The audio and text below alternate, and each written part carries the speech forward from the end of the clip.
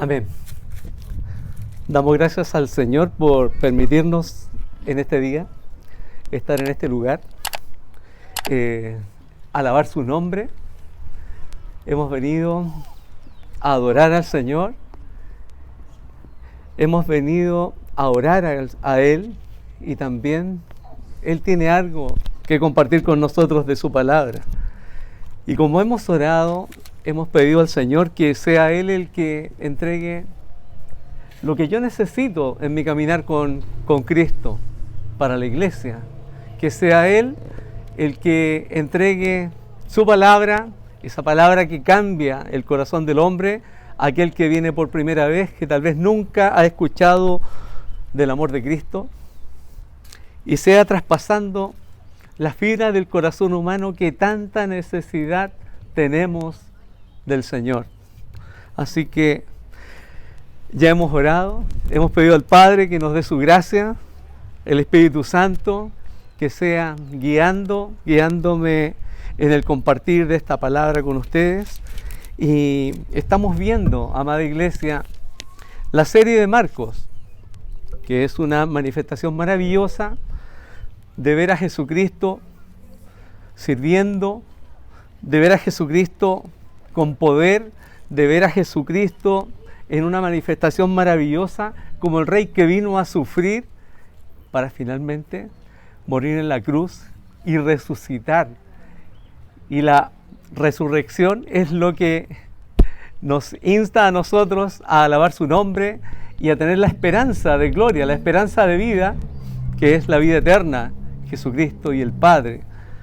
Por lo tanto, amados, la palabra del Señor se ha leído en el capítulo número 9 de Marcos. Y ya el Señor nos viene hablando a través de Marcos, y la predicación del domingo anterior fue específica. Jesús, el Señor, le pregunta a sus discípulos: ¿quién dice la gente que soy? Y los discípulos le dijeron: algunos creen que eres Elías, otros que eres un profeta, otros que eres Juan el Bautista resucitado. El Bautista había sido muerto, decapitado, ¿cierto?, por Herodes. Y Jesús mira a sus discípulos y les dice: ¿y ustedes quién dicen que soy? Y esa pregunta yo creo que ha calado profundo en todos ellos.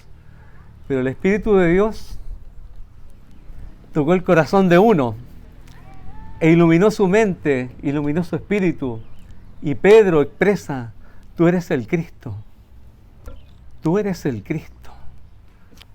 Otra versión dice: tú eres el Cristo, el Hijo del Dios viviente.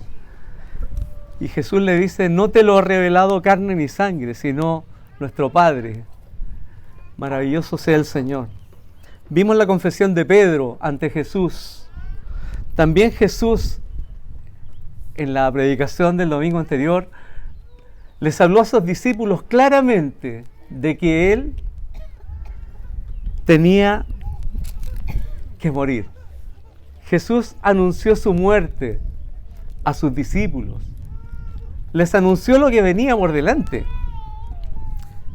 Y comenzó a enseñarles que le era necesario al Hijo del Hombre padecer mucho y ser desechado por los ancianos, por los principales sacerdotes y por los escribas, y ser muerto y resucitar después de 3 días. Se los dijo en forma muy clara. Entonces, y tal vez ellos no lo entendieron. Pedro quiso convencerlo de que cómo él iba a morir, porque él era su líder, era su opción de vida. Con Jesús iban a la victoria, pero aún no lo entendía, ni Pedro lo entendía. Pedro, que confesó anteriormente que él era el Cristo, sí, fue una confesión maravillosa, pero aún no lo entendía. Entonces, en esta palabra que tenemos hoy, que es la continuación del capítulo número 8, después de haberles dicho estas cosas, En el versículo 1 dice: también les dijo, de cierto os digo, que hay algunos de los que están aquí, refiriéndose a los discípulos y los que estaban con él, que no gustarán la muerte hasta que hayan visto el reino de Dios venido con poder. Entonces, el reino de Dios venido con poder. Y parte de la Escritura hablando, en algunas de sus Biblias tal vez encontrarán un pequeño subtítulo, la Reina Valera aclara a veces y dice la transfiguración. Como se leyó en su palabra, 6 días después Jesús tomó a Pedro y a Jacobo y a Juan, Pedro, Jacobo y Juan, a 3 de sus discípulos, y los llevó solos, aparte, a un monte alto, y se transfiguró delante de ellos. Esta expresión, transfigurar, él tuvo un cambio en su metamorfosis, tuvo un cambio físico, fue resplandeciente, hasta sus vestiduras eran tan blancas que no hay en el mundo, señala el autor, un blanco tan resplandeciente y tan blanco como lo que sus 3 discípulos vieron en ese momento. Y lo que es también especial, se les apareció Elías con Moisés, que hablaban con Jesús. Y estos 3 discípulos de Jesús eran parte en ese momento de esa vivencia que Dios permitió a través de Jesús que ellos vieran. Y la verdad que fue mucho para ellos. Ellos eran hombres como tú, hombres como yo, que no entendían y estaban turbados en sus corazones. Y salta Pedro hablando y dice: maestro, bueno es para nosotros que estemos aquí, es muy bueno que estemos aquí en este lugar, ¿ya? Hagamos 3 enramadas, una para ti, otra para Moisés y otra para Elías. Y el versículo 6 dice: porque no sabía lo que hablaba, pues estaban espantados por la visión, por la manifestación, por lo que ellos estaban viendo. Pedro se turbó sin duda y hagamos 3 enramadas, 3 viviendas, 3 chozas, 3 albergues, en sinónimos de esta expresión, 3 enramadas, para cobijarse. De hecho, fue algo fuera de lugar. Pedro quiso hacer un bien, pero no era necesario. Sin duda, no sabía lo que hablaba. Entonces vino una nube que les hizo sombra, y desde la nube una voz que decía: este es mi Hijo amado, a él oíd. Y luego, cuando miraron, no vieron más a nadie consigo, sino a Jesús solo. Se fue Elías, se fue Moisés. Moisés es la ley, Elías un profeta. Entonces ellos eran judíos. Estamos hablando de Jacobo, Pedro y Juan. Ellos conocían cuál era la ley y en quién se representaba la ley. La ley se representaba en Moisés. ¿Qué más seguridad para ellos que ver a Moisés? Elías, un tremendo profeta de Dios, el profeta de fuego, llamado también en el Antiguo Testamento. Y también tenían a los profetas en la Torá, ¿cierto? Y en los escritos que tenían del Antiguo Testamento.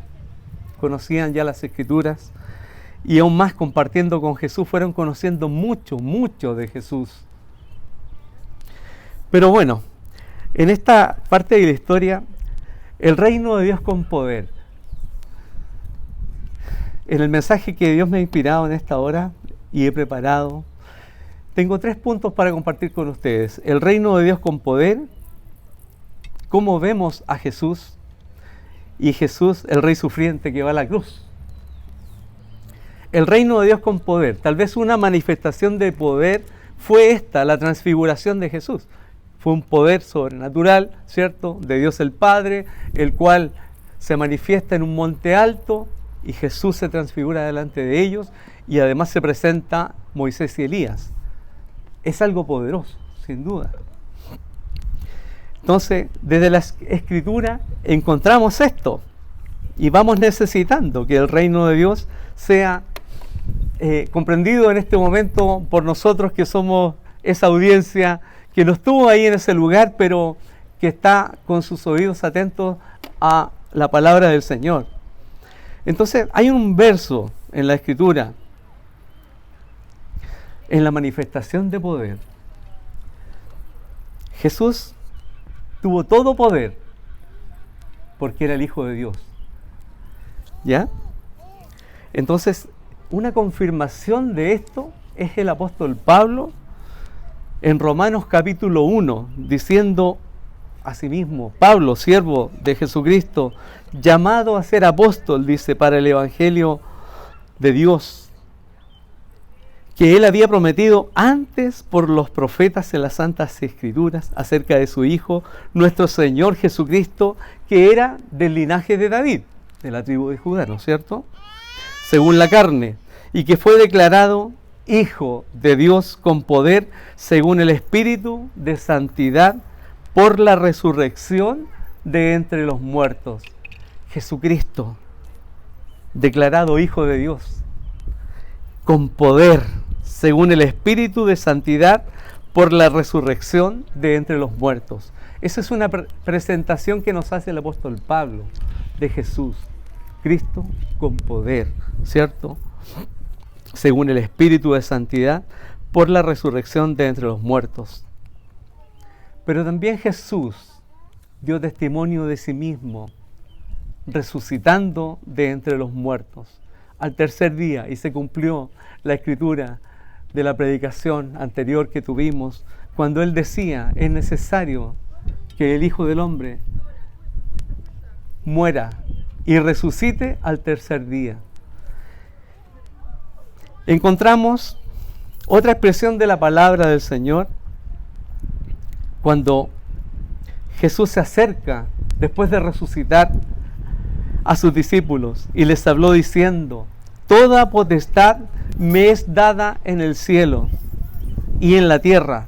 Por tanto, id y haced discípulos a todas las naciones, bautizándolos en el nombre del Padre y del Hijo y del Espíritu Santo, enseñándoles que guarden todas las cosas que os he mandado, y he aquí, yo estoy con vosotros todos los días hasta el fin del mundo. Jesucristo resucitado entre los muertos, declarándoles: tengo toda autoridad, toda potestad me ha sido dada. Él tenía todo poder en los cielos y en la tierra. Por lo tanto, vayan y hagan discípulos. Pero fue todo tan ordenado que ni siquiera les dijo vayan inmediatamente, ¿eh? Vayan, pero esperen a que el Espíritu Santo descienda. Es necesario que me vaya para que descienda sobre ustedes el Espíritu Santo, porque el hombre solo no podía hacer absolutamente nada. Y cuando descendió el Espíritu Santo, fue la otra demostración de poder de Dios dada a su iglesia. Fueron llenos del Espíritu Santo, y Pedro predicó en un lugar acerca de este Cristo resucitado de entre los muertos.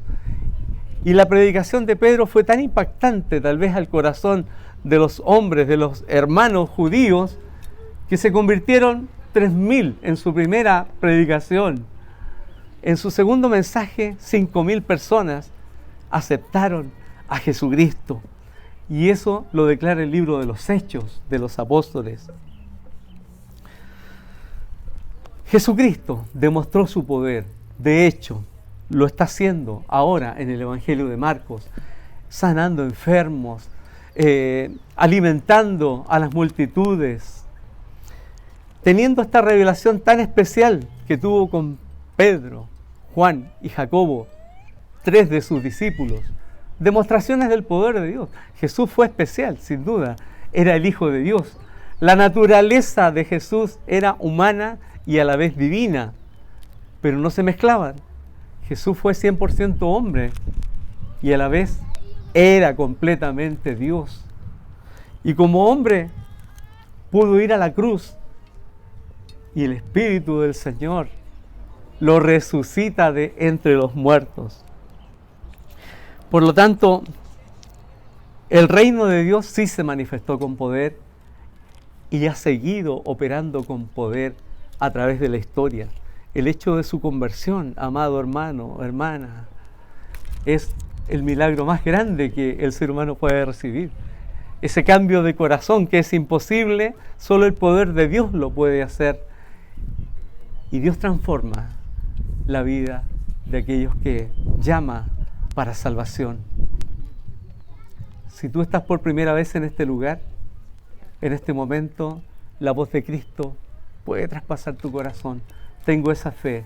Y el amor de Cristo cautivar tu vida para que tú seas también parte de los hijos de Dios, de este pueblo santo al cual Dios llama con amor eterno y con sacrificio eterno. La sangre de Jesucristo es la que lava y limpia de todo pecado, dice la Escritura. Por lo tanto, si hay un oído para oír y hay un corazón receptivo, hoy es el día de la salvación, del poder de Dios manifestado a sus hijos hoy. Amados hermanos, ¿cómo vemos a Jesús nosotros? Porque tenemos también una expresión especial en los evangelios. De hecho, características de los evangelios. Mateo nos muestra a Jesús como el rey que viene de la tribu de Judá, como el hijo de David. Marcos, quien estamos hablando, esta serie del evangelio, nos muestra a Jesús como el ungido, como el siervo de Dios sufriente. Lucas nos muestra a Jesús como el Salvador del mundo, el Salvador que está presente y es el Salvador del mundo. Juan nos muestra a Jesús como el Cordero de Dios. Y Pedro lo vio y le dijo: tú eres el Cristo, el ungido, el Mesías. La pregunta es esta: ¿tú cómo ves a Jesús? Hemos visto 5 expresiones. Mateo lo expresa como el Rey de Reyes. Marcos como el siervo de Jehová, el siervo de Dios sufriente. Vemos a Lucas que nos muestra el Salvador, a Juan el Cordero de Dios. ¿Tú cómo ves a Jesús? ¿Cómo miras a Jesús? Porque Pedro tuvo la expresión más grande al decir: tú eres el Cristo. Tú eres el Cristo, el Hijo del Dios viviente, al cual añade Jesús y le dijo: no te lo ha revelado carne ni sangre. Ese es el misterio, no te lo reveló carne ni sangre, no fue otro ser humano, te lo reveló mi Padre que está en los cielos. ¿Y tú cómo ves a Jesús? Es una pregunta. Ya tenemos muchas formas de poder entender que Jesús se presentó de diversas maneras, pero Él es el Cristo. Entonces te invito a que tu corazón pueda entender y aceptar que Jesús es el Cristo, es el ungido de Dios que vino a rescatarnos para traernos salvación.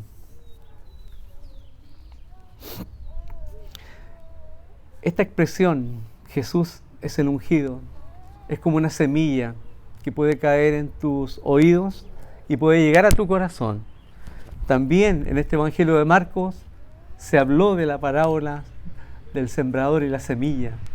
Alguna semilla cayó entre espinos, otras cayó en el camino, otra cayó en buena tierra. Y esperemos que tu corazón sea buena tierra en esta hora para entender quién es Jesucristo, el Cristo. Y tu corazón pueda ser receptivo a saber que Jesucristo es el Hijo de Dios, el único,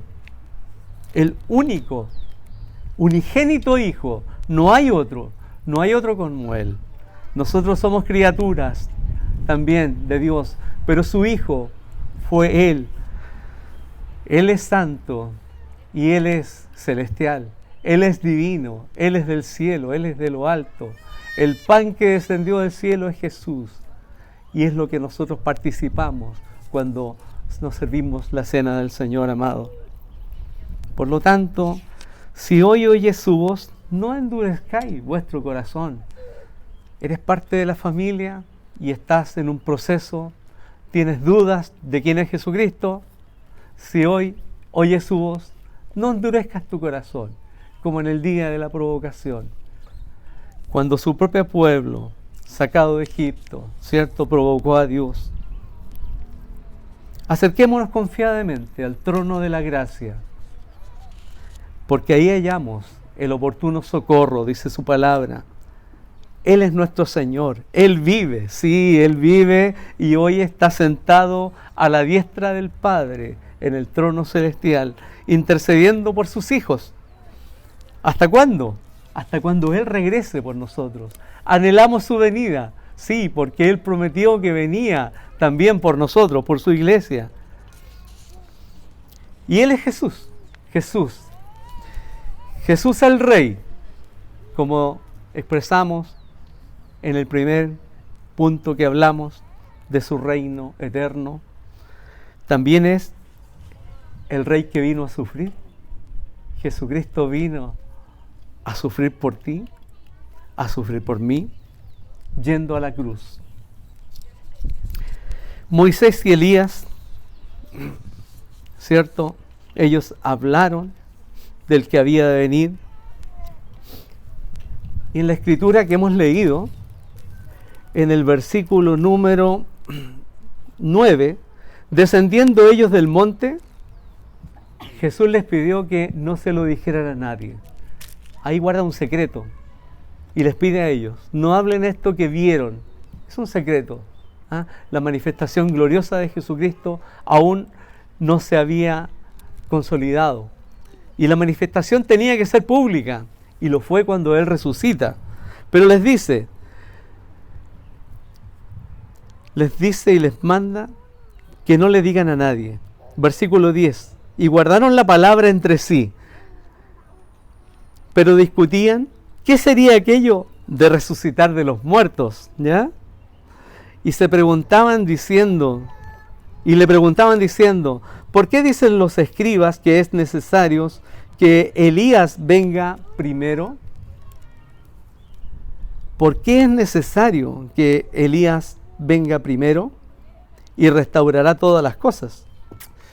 Y como está escrito del Hijo del Hombre, que padezca mucho y sea tenido en nada. Pero les digo que Elías vino y le hicieron todo lo que quisieron, como está escrito de él. Al leer esta parte de la Escritura, tal vez usted lo sabe, pero si no lo sabe, también la misma palabra del Señor habla acerca de esto, de lo que ellos decían.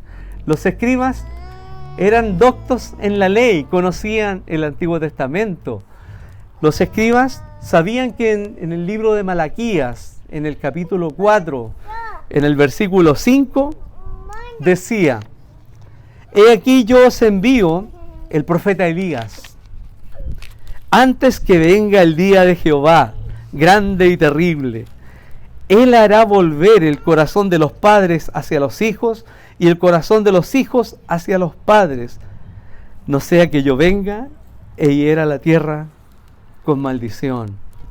Entonces en Malaquías profetiza acerca de que vendría Elías antes que venga el día de Jehová.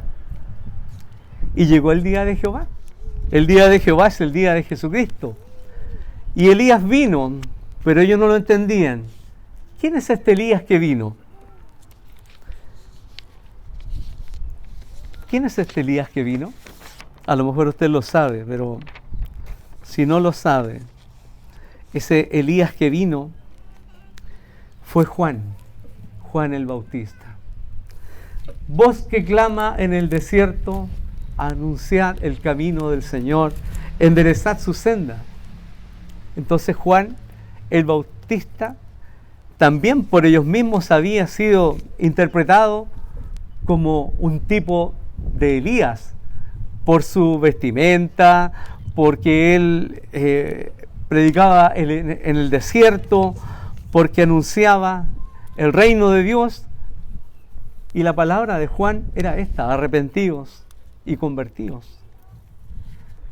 Y llegó antes de que llegara Jesucristo a comenzar su ministerio, emparejando el camino del Señor. Y Juan el Bautista, cuando preguntaban de él, ¿quién es este? ¿Es el Salvador? ¿Es el Mesías? Tuvo la seguridad él mismo de decir, no, yo no soy. Yo soy solo una voz que clama en el desierto. Preparad el camino del Señor. Era la escoba que iba barriendo el camino para el Señor. Él era la retroexcavadora que emparejó el camino. Juan, eso fue, solo una voz que preparó el camino del Señor. ¿Tipo Elías? Sí, tipo Elías. Él fue el Elías que vino. Juan el Bautista. Lo declara la Escritura, lo confirma Jesucristo. Al decir en el último versículo, os digo que Elías ya vino y con él hicieron todo lo que quisieron, porque Herodes, ¿cierto?, lo mandó a decapitar, la cabeza de Juan el Bautista. Fue muerto Juan el Bautista, predicando la verdad. Por decir la verdad, Juan el Bautista fue muerto. Y Jesús también les había anunciado a sus discípulos que él también vendría a morir. Pero sus discípulos no lo entendían. Sin embargo, la palabra de Dios también confirma esto. En el libro de Isaías, historia, ¿cierto? En el libro de Isaías, en el capítulo 53, señala la Escritura diciendo, ¿quién ha creído a nuestro anuncio? ¿Y sobre quién se ha manifestado el brazo de Jehová? Subirá cual renuevo delante de él y como raíz de tierra seca. Esta es una profecía de Jesucristo. No hay parecer en él ni hermosura. Le veremos más inatractivo para que le deseemos. Despreciado y desechado entre los hombres, varón de dolores, experimentado en quebranto. Y como que escondimos de él el rostro, fue menospreciado y no lo estimamos. Ciertamente él llevó nuestras enfermedades y sufrió nuestros dolores, dice la Escritura. Mas él, Jesucristo, herido fue por nuestras rebeliones, molido por nuestros pecados. El castigo de nuestra paz fue sobre él y por sus llagas fuimos nosotros curados. En la cruz él pagó tu felicidad. En la cruz él compró a precio de sangre tu salvación eterna. En la cruz el Hijo de Dios murió por el gran amor que te tiene. Si a ti nadie te ama o si has sufrido alguna desilusión en tu vida, Jesús te ama y te ama con amor eterno. Desde antes que nacieras, conocía que tú escucharías su voz y que el gran amor de Dios llegaría a ser parte tuya. Por lo tanto, él fue herido porque nosotros somos rebeldes. Molido por nuestros pecados, porque sí, somos pecadores y hemos sido pecadores. Jesús pagó la deuda de todos nuestros pecados.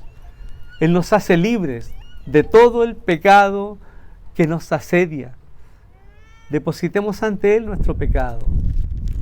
Si aún lo guardas y te es difícil salir, Jesús está dispuesto a perdonar pecados, porque Él perdona nuestros pecados. Y los pecados no los conozco yo, los tuyos, ni tú los míos, ni yo te puedo enjuiciar a ti por tus pecados, ni tú a mí. Pero hay uno que mira todas las cosas, y es el Señor, y es el que limpia nuestro corazón de todo pecado cuando nos entrega su don de arrepentimiento y empezamos a tener convicción de pecado. Sepan que la convicción de pecado es la certeza de que Dios está obrando en el corazón tuyo, en el corazón del hombre. Si no hay convicción de pecado, oremos al Señor para que tenga misericordia y limpie nuestro corazón de toda maldad. Pero si somos sus hijos, debe haber convicción de pecado. Cuando llegamos a Él, nos perdona todo. De ahí para adelante, ese es el ejercicio continuo de nuestra vida. Día a día, perdónanos, Señor, porque todos los días pecamos, porque todos los días ofendemos al Señor. Por eso hoy tuvimos una oración de arrepentimiento profunda, en la cual Dios nos da la oportunidad como cuerpo de pedir juntos el perdón al Señor por nuestros pecados. Así que, amados, la palabra del Señor en Romanos, el apóstol dice: ¿seguiremos pecando para que la gracia abunde? En ninguna manera. Vengamos ante Él, presentemos nuestro pecado ante el Señor, y el Señor perdona todos nuestros pecados. Dice la Escritura que Él es fiel y justo para perdonar todos nuestros pecados y limpiarnos de toda maldad.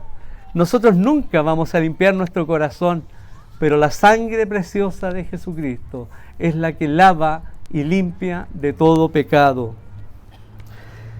Si tú escuchaste este mensaje y sientes un redarguir en tu corazón, en tu conciencia, es el Espíritu Santo el que está en ti, redarguyendo tu conciencia de pecado, de juicio, ¿cierto?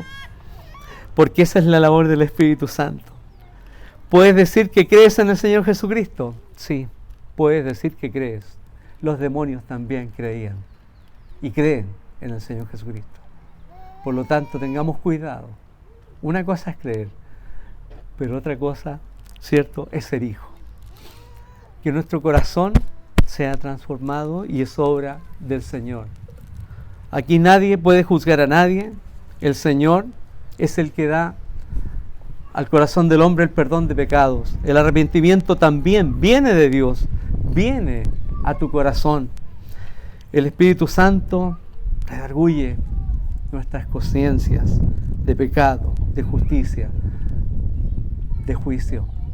De justicia, Él es nuestra justicia. Él pagó en la cruz lo que debía haber pagado yo. Él recibió los látigos que debía haber recibido yo. Él derramó la sangre que debía haber derramado yo. Pero el gran amor de Dios, Él fue el sustituto perfecto. Así que la gracia del Señor sea en nuestros corazones. Podamos recibir esta palabra, que es la palabra del Señor. No hay amor más grande, no hay un poder más grande que nuestro Señor Jesucristo.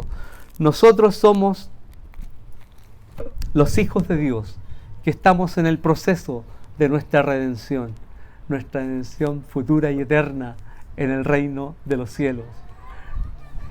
Egipto, ¿cierto?, entregó y le abrió las puertas al pueblo de Dios.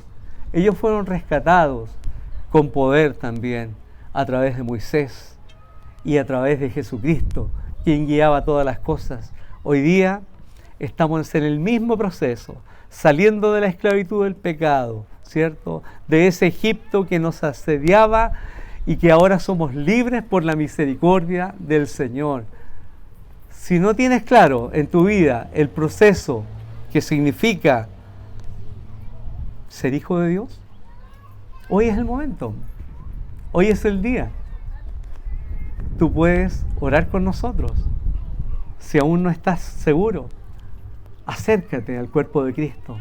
Si hay alguna inquietud en tu corazón, no me cabe la menor duda que el Espíritu Santo es el que está amonestando tu corazón para poder acercarte a Dios. Porque dice la Escritura que aquel que se acerca a Dios tiene que creer que le hay. Es necesario que el que se acerca a Dios crea que le hay y que es galardonador, ¿cierto?, de los que le temen, de los que hacen justicia. A Dios sea la honra y la gloria. Vamos a orar, amados, y hasta aquí siento de compartir este mensaje del Señor con ustedes. Padre, en esta hora hemos compartido tu palabra. El poder, Señor, que hay en Jesús es tremendo, es grande. Demostraste a tus discípulos que eras todopoderoso. Demostraste a muchos cuando tú resucitaste que eres el Señor y que tienes todo dominio en los cielos y en la tierra. Y aquí, Señor, una vez más nosotros, tu iglesia, recibiendo tu palabra, Señor, recibiendo la enseñanza del Evangelio de Marcos. Yo te pido, Padre, por aquel que aún no entiende, que tu palabra penetre el corazón, porque tú penetras como una espada de doble filo al corazón del hombre. Y además, tú lo restauras, Señor. Yo te pido por tu iglesia, Señor, y por los que han de ser añadidos a tu iglesia, Señor, para que puedan ser parte de nuestro evangelio, el evangelio del poder, que cambia el corazón del hombre, como lo hizo con Pablo, como lo hizo conmigo, como lo hace con sus hijos e hijas que están en este lugar. Yo te pido, Padre, que esta palabra tuya penetre los corazones de aquellos que han venido con sed de ti, de aquellos que han venido a buscarte de todo su corazón. Pero sabemos que tu palabra no vuelve vacía, y aún al corazón más duro, tú penetras, Señor. Permite, Padre, que tu iglesia sea bendecida en este día. Tu día, Señor, en el cual nosotros te rendimos todo honor y gloria. Recordamos tu muerte, tu resurrección a través de la Santa Cena y anhelamos tu regreso, Señor, porque tu Espíritu y la iglesia te anhelan. Gracias por tu Espíritu Santo que está con nosotros y nos permite alabarte y nos permite orar y nos permite juntarnos. Bendice a tu iglesia, Señor. Bendice a Nico. Bendice a Jonas, Señor. Los ancianos de nuestra iglesia. Bendice los diferentes cuerpos de tu iglesia, Señor, para que podamos seguir batallando, seguir predicando tu evangelio y que muchos corazones se vuelvan a ti, Jesús. En tu nombre oramos, Padre. En el nombre de Jesús. Amén y amén.